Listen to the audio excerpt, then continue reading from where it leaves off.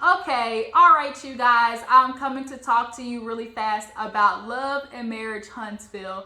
It is literally going on dang near 1 o'clock, and the only reason I'm recording this video super late is because I'm going to be on the road tomorrow. I'm going to be out of town, and I know I'm going to end up doing this video super late if I don't record before. So I want to go ahead and get ahead of the grain and talk about tonight's episode. That way it can be uploaded and everything. But overall, tonight's episode low-key was like another good. We've low-key kind of been getting like these little, little mid-wave episodes. Although it was a good one, it really wasn't like a lot to it, but there is some stuff we definitely need to discuss, okay? We need to talk about it because, I got a question. There's a lot of questions on my mind, especially in regards to, these men and their women, okay? And especially with Big Lulu, a moment on the lips is forever on the hips, I like to call him Mr. Lewis and Miss Tiffany. We got to talk about them. So let's go ahead and get into the episode so we can knock it out so I can go to bed, and because I got to be up literally at 7 o'clock in the morning and it's like 1 o'clock now, okay? So we open up the episode obviously with all of the men making it to the ATL, okay? They meet Miss Melnika, is that her name? Melnika at the door. She ended up being there. And, the men see that, Martell did it big. He talked about, he rented out a nice spot. But, it wasn't giving $10 million mansion. And we want to be honest, did Martell rent it out? Was that on Martell's dime? What I honestly feel like is they had some extra money to splurge because they ain't really been using much money to pay Martell because he hasn't really been filming that much this season. So they had a little extra coinage when it came to him. So I guess they figured they'd make a quick little Airbnb deal on his behalf, so he can have this mansion. Basically to set up booby traps for these married men. So they get inside, look around, obviously super nice. Melnika lets them know basically the itinerary. It sounds good. We're just gonna have a little, wine time. Nothing but 30 guests. Not too much. We're gonna sit, talk about the wine. Y'all gonna give some great feedback, and then after that, Martell will have a good night plan for y'all. So the men go upstairs, and it's the typical as any show when you're on vacation, you call your spouse back home. So we literally are seeing split screens of all the men talking to their wives. And to me, I was paying attention to how each wife responded differently. And so of course we get Lewis talking to Tiffany, and she basically was like, well, have fun, you're gonna have a fun night. Shoot, Martell planning everything. That's crazy. Shoot, Lewis, this is his first trip with all of these men. This kind of basically his test for them, because most of the men ain't really messing with Lewis like that. They didn't like his, they're never gonna forget that pillow talk, as they like to call it. Lewis, ain't no pillow talking, basically. They're never gonna let Lewis live that down. So essentially they are trying to see is he really gonna keep it up, with what he did last season, to what they feel was him basically snitching on the men. But nonetheless, Tiffany gave him the, well, see you when you get back. Then Marceau, he's talking to Tasha, and he's giving her, babe, you should look at this place. I feel like he was trying to focus on the place because he was trying to make sure the focus wasn't on everything else, which was what this trip was basically going to be about, seeing that this is Atlanta 2.0, and we definitely know what happened in Atlanta 1.0, and not only that, but there's picture evidence, evidence, there's receipts, it's a little bit different. But nonetheless, Tisha's giving, well, what's going on? He's like, man, I don't know. Martell's pretty much planned everything. Well, Martell, she said something to the extent of oh, don't get in trouble or whatever. And he was like, she was like, yeah, because Martell gets y'all in trouble.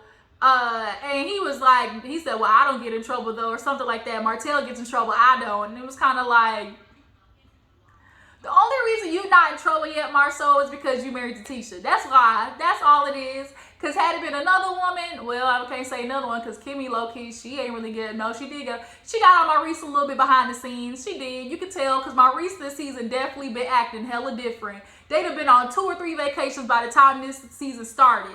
So he's acting real different, and we wonder why. And we wonder why. And we wonder why. But nonetheless, you know, it's giving, you know, Marceau knows that his wife is going nowhere. So, you know, if I do get in trouble, so what? So what? She's not going anywhere. So yeah, you know, Tisha's like, well, you know, don't get in trouble. And then we get, of course, to Maurice, and he's basically telling Kimmy the same thing. You know, Martell basically has everything planned. You know, I ain't got nothing to do with it. I'm just gonna put on my suit, you know, look fly, and you know, just go along for the ride. Basically, is what it was giving. So little do they know, they come downstairs and it's women's everywhere. Just vagina, vagina, vagina, titties, titties, titties, smiles, smiles, smiles. Just, you know, a lot going on. Weaves and shaved heads, nails, and, you know, white toes. Like, I was like, oh my gosh, this nigga Martell think he's slick. Everybody knows what he's doing. Like, Martell, that's the thing about you. Like, we understand you're not that slick. You're not that slick. You're not that smart, and you can't really hide your behaviors, which is why you're in this situation. So when all of the men come down and they do see this group of women and they're just all cheering, basically giving the woo woo woo, basically they were doing the cheers and claps and whatnot. And Marceau had to face up, Maurice had to face up, and then Louis had to face up. It was just kind of like all of them basically had the same reaction of, what the hell, Martell? Like, what are you doing? What are you doing? So essentially, Melnika was like, oh, you know, we have these beautiful ladies here to assist you for the night. You know, Martell is basically feeding them on this BS story of, you know, women, you know, they're the largest demographic, the largest consumers of wine. So I just felt like it'd be more fitting, you know, we need to have women here so we can get their opinions, you know, because I really want this wine to be successful. Now, allegedly, one of the girls, one girl stuck out to me, and it was the girl in the pink dress. I don't know her name, but she literally stuck out from everybody. And allegedly, I guess that's the girl that Martell is allegedly, you know, rumored to be with now, or, you know, sneaky linking with, because, you know, I mean, Ariane, I mean, clearly, you know, they still are acting, you know, domesticated. So he's really got to hide around with her. Even though, you know, he ain't with Ariane with no title, at the end of the day, like, he's still trying to keep her in his back pocket. But yeah, if that's the woman, like, girl, you look way too good. You're giving me real, you know, Nicole Murphy-esque. Like, how are you messing with Martell? Like, I just don't understand. I just don't understand. And then at that, like, here you are, Martell, doing a wine. Y'all, I really feel like Martell is just like throwing and whatever sticks at the wall. It's like a children's book, a cookbook, a calendar, a wine. And it's like, even like Kimmy and Tasha talked about it later on in the episode, but it's just like, I really feel like Martell's ground should have been men's suits. Even though he put those hoes on there way too tight, giving real schmedium base.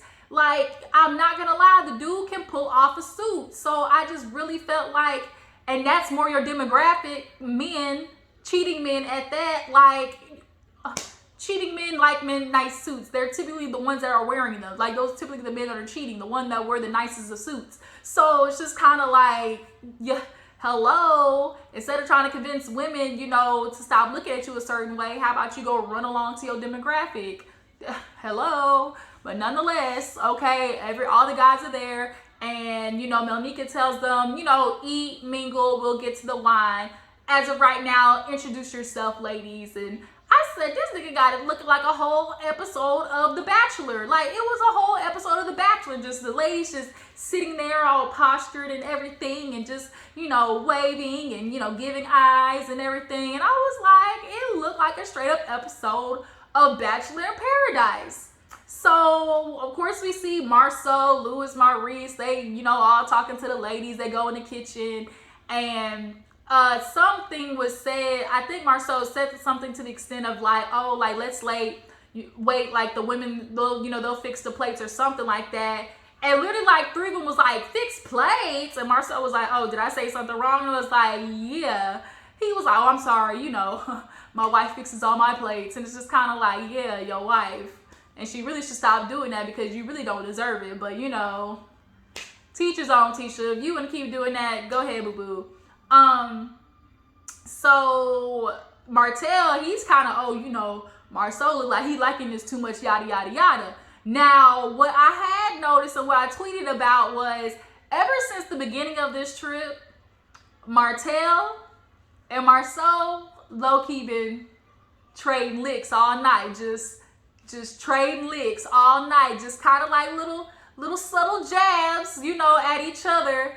And what I tweeted was, what y'all really doing, like with these little, subliminal jabs that y'all taking at each other, all you're really doing is proving more how much dirt y'all did together. Because you're not going to take a jab at something that you don't know you can back up, essentially. Like, they were just, you could tell. Like, I know I'm not the only one who saw it, like, making slick little comments at each other. But nonetheless, they sit down and, no, Martell, he tried to introduce his wine in the waiting room with all the ladies, but it didn't even sound right with him saying it. Like, all he knows to say is, oh, it's a sweet red wine. It's a sweet red wine. It's dry, and it's a good one. And like, it's not nothing, he can speak about and is passionate about. Like, he can give you something on the wine, like the types of grapes it's made from, where it's produced, what about the environment, makes it taste, what type of, flavor should they expect in the wine. Like, it just is not giving, real somebody. All he knows is, one, he named it after his grandmother, and two, that the taste is after a wine that he drank with Mel. So essentially, like, is any of it like really something that you created? Like, it's just, Martell is lost. And he's not gonna get found no time soon. Like, no time soon. He needs Dr. Francis, and we all know he's been avoiding Dr. Francis.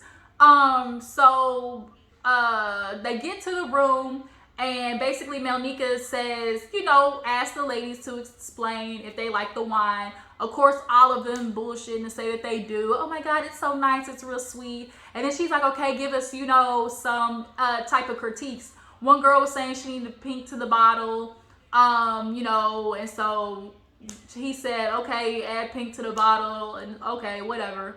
And then so they ended up playing this game, and basically it was up to the men to basically sell the wine. And so this definitely was like each of their personalities, but for me, the more telling of the personalities and the sales pitches was between the Scott brothers, Marceau and Maurice. And I'm gonna tell you why.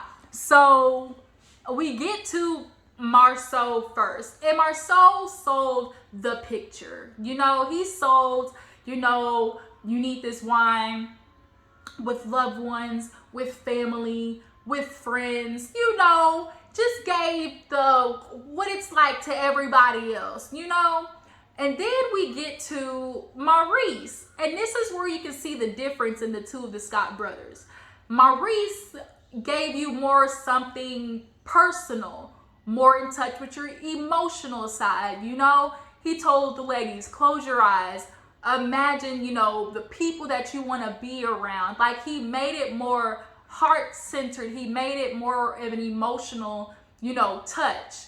And he was like, this wine is going to bridge the gap of, what you see when you close your eyes to reality. Like, this is why Kimmy moved the goalposts. Like, when she heard about Maurice, this is why Kimmy moved the goalposts, because he's way more in touch with his emotions than Marceau is. And that that little sales pitch was just telling for me the difference between the two. Like, Marceau he just knows, like, it's the picture of it all. Like, it's gonna look like this to everyone else, and like, this is like this what you should see type situation. And Maurice is more of this is what you should feel. you know? So then we get to Lewis. Turns out Lewis is a closet freak. He talking about, because one of the ladies earlier was talking about, you know, when you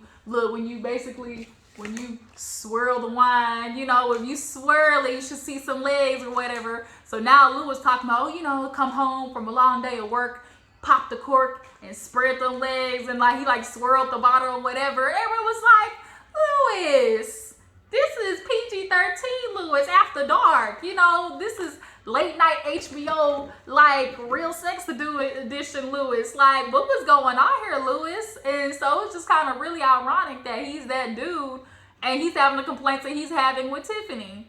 But nonetheless, you know, the table definitely was giving like the energy of what Martell was giving, which was, I'm trying to get these niggas caught up, basically, is what it was.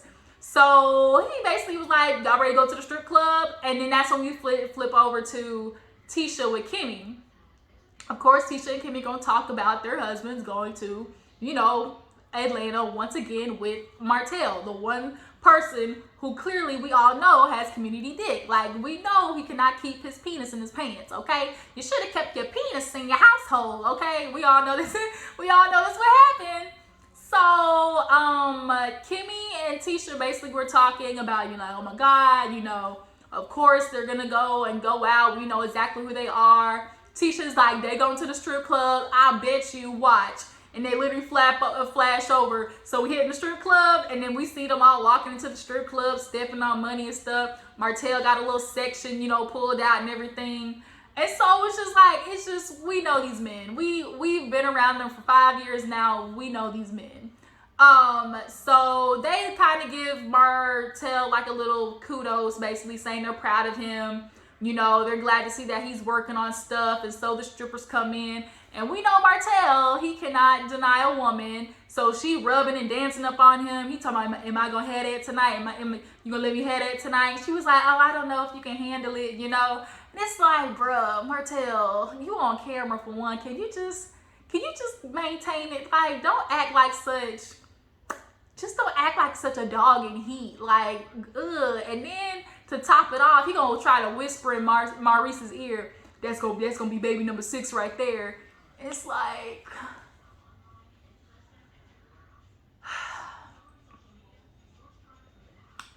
one, you're not even handling the 5 good that you got right now, okay? Like, 2, the one who just had baby number 5, she would cut you in your sleep to know that you went out there and had another baby after the stuff that she done tormented herself dealing with over you. For you just go impregnate another bitch like that, girl. Martell, I cannot tell my there's gonna be baby number 6 right there. And y'all sit here and wonder why we talk about black men the way we do and like how they act. Well, these are the examples that we have. Look at the examples of all of these niggas on this show. Like, the only one who's somewhat okay is Lewis. But it's just kind of like, dang. So, yeah. And so we see Kimmy, it flashes back over to Kimmy and Tasha talking. And she was like, then we get into basically how she feels about Marcel going. Of course, it's, oh, you know, the rumors this, the rumors that. But, you know, in the beginning, you know, it did hurt me. I'm not going to lie. It'd be stupid to say that these things affected me. You know, in the beginning it did. But, you know, now I'm stronger and I built up, you know, a tough skin. And I just know that I'm God's child and he's going to show me what needs to be seen to me. And because I'm married to that man, you know, I know that he'll show me what needs to be seen for me to understand. But until then, you know, I am not going to go off rumors. Like, I'm not going to, you know, basically, you know, believe anything until I get a call. Basically until a bitch or a baby pop up. Until a bitch or a baby pop up, I ain't going nowhere. And it's like, she's using this God's gonna show me excuse. And it's like, girl, God is showing you. Literally the first time that you had the opportunity to know, you got asked at the reunion. When Martell said he was there next to Marceau, Martell literally said at the reunion, she was like, how do you know? Were you there? And he was like, yeah. And that's when Melody and the hosts were like, would you like to know? And Tasha was like, well, you know, just like how things fell in Melody's lap, they'll fall in mine. And it's like, bitch, it did. Like, what are you talking about? And so I just don't hop on this train with Tisha of this, oh, God's gonna show me excuse, when it's like, literally, God is throwing you everything in your lap. The girl that came forward, Coleslaw that came forward saying, confirming that the girl that you did the interview with lied. You know, we know Marceau texted her. The only thing that is saving Tisha right now is the fact that the other woman knows her place, that she's one of these old school hoes. Like to call it, what happened to these old school hoes who know how to stay in their place? That's basically what that was. Like, Marceau found him a good one. Either that, she signed the NDA, or number 3, he paid all the bills. Okay? That's just point blank period. That's what it is. Okay? So if it might be paying bills, you might want to start going through y'all's little receipts or y'all's bank accounts and see if there's any mysterious, maybe 3,000 to 5,000 just kind of go into a certain account. And if it's a reoccurring account, you might want to dig into that one, bitch. So, yeah. And so when she was saying all of that, the fact that Kimmy was saying nothing, Kimmy was just kind of like sometimes silence is the loudest, okay? Because Kimmy said nothing when she said all that. So back to ATL. Of course, the guys go to the strip club, wake up the next day. They all talking about, being hungover, yada, yada. And then they get into Martell, basically like about how he's, they're glad to see he's moving on and, doing the wine. They're so proud of him. And then Maurice got, they were making jokes on him. Oh, what about male number 3? Third time's a charm. And, obviously he likes having males in his life. So, he was just kind of like, kind of taking the licks. And Maurice was like, Marceau, he was like, man, you always joking to me. He's like, at least my jokes land. He was like, yeah, they do. But, sometimes you can tell that shit don't be funny. He don't like when they be ragging on him, which is why they got in the situation in the first place. Because remember, it all started because Martell was mad that they were joking on him about having 2 phones. So Maurice kind of gets into the, let's just go ahead and get into it. Let's be honest. Oh, because they were asking about, okay, since you're doing good in that, like, what about, your relationship with Mel? Like, what's going on? Co-parenting, man, Mel's got a cold heart. She's stone cold heartless, and that's it. That's what it is. Like, she's mean, whatever. That's what it is. And so Maurice was like, wait a minute. Like, let's be honest. Like, where can you, take accountability in this to be able to do better, to get what you want? Man, nah, we're not doing that. We're not doing that. And Marceau was like, no. He was like, we are not going to sit here and act like this all falls on her. But essentially what it is, I don't like Marceau, but I'll agree with him when he's right. Martell feels like he's never gotten the validation or of hearing that Mel has done him wrong. Because we've all, have pointed out, Martell, like have you said, oh, you know what, I shouldn't have done that. But you've never really just been like, understood the pain that you put that woman through and said, I'm going to go work on it. Like, I understand that I made this as a bad decision and it's affected my family forever. And I know I need to do better. Like, it's always just been, oh, my bad. Those have been the type of apologies. It's been real, my bad type shit. But he just doesn't want to hear it. And also, too, he feels like he shouldn't have to apologize anymore until he hears Mel's apology. And it's like, your apology and owning up to what you did wrong is totally separate from Mel owning up to whatever her part is. And Martell, understand, we all know Melody's not innocent by any means. We are sure there definitely was some, attitudes, antagonizing and everything on her end. But we have to be honest. You want to talk about that cold-hearted, stone cold bitch that she became? She didn't become that until all of this. Nigga, you cheated on her for 5 years and had a baby. You think a woman's not going to be ice cold after that? You think she's going to give a damn about your feelings after that? Come on now. Come on. So he basically cut Marceau off. Y'all ready to go rage room? Like, he didn't want to hear it. He did not want to hear about, hey, in co-parenting, I can do better. And we know you're being petty because of the child book, the book reading that you did. We know you're being petty from that scene. So basically, Tiffany, she goes to talk to Melody, basically lets her know, I don't know what's going on with Lewis. He say I ain't sexing him enough. I feel like I am. And Melody's like, well, have y'all talked about love languages? And essentially, no, they have it. They have it. They have it. And they need to do better. You know, they only year 2 in this. They still newlyweds. And so now Tiffany would be, well, Lewis is out there with them. I hope you don't feel like since he's not satisfied. And Mel's like, don't put that in the air. But really what you want to say is, bitch, nobody want your man. Ain't nobody checking for you, Otis. So the guys, they go to the rage room.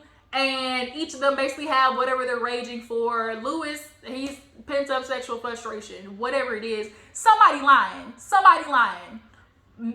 Tiffany is just feel like she really does feel like she's doing everything. So it's like either Lewis got a high sex drive or Tiffany is really not doing all that. But I'm like, for the relationship that you're having, for being a busy couple, I really feel like most people would say like 3 times a week is about average. Like, that's normal. If I'm not, like, that sounds about right. Like, that sounds like a satisfactory type thing. Because, like, adults we got shit to do. So, like, I will always hear the same thing with married couples. Like, we got stuff to do. So, like, we're going to plan our days or it's going to be whatever it is. But everybody pretty much knows, like, 3 times a week, I feel like most people be like, y'all doing okay. So, I'm a little lost, but nonetheless, he tearing shit up because of that.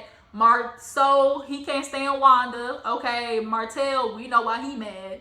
And Maurice, his excuse for being mad, like the rage room, it's kind of stupid because when they get back in the car, you know, Lewis basically says it's not a problem, it's just a little frustration. And Marceau did once again good advice, you know, nip it in the bud because it may be a frustration right now, but it's gonna be an issue later and then a challenge later on down the line. Then Maurice, he talking about, man, Monster won't get up, you know, I gotta motivate him into being like this, you know, and they're like, what does he do? He listed off like 3 things. He plays basketball, AAU, like after school program. So it's like your son is doing stuff. Why are you acting like he's at home on PS5 when he's really not? He's in all of these extracurricular activities and you're mad because you gotta wake him up in the morning? A 14 going on 15-year-old? Come on now. Come on, Maurice. They were like, he's a boy. He's a teenager. Like, just start instilling that in him. Kids don't really start waking up for themselves really until high school. Like, some kids in junior high, but it's not really until high school that you start setting your alarm and waking up on your own. Like, we all know that. Like, Maurice, you gotta ease up, bro, because you did that shit with Jalen too, where it's just like you keep pushing and you're not doing it the right way, homie. Like, I think he's trying to make up for how he feel about he wasn't being there before, and it's just kind of like, I don't like that, because like they said, he's not you. Like, he's not you.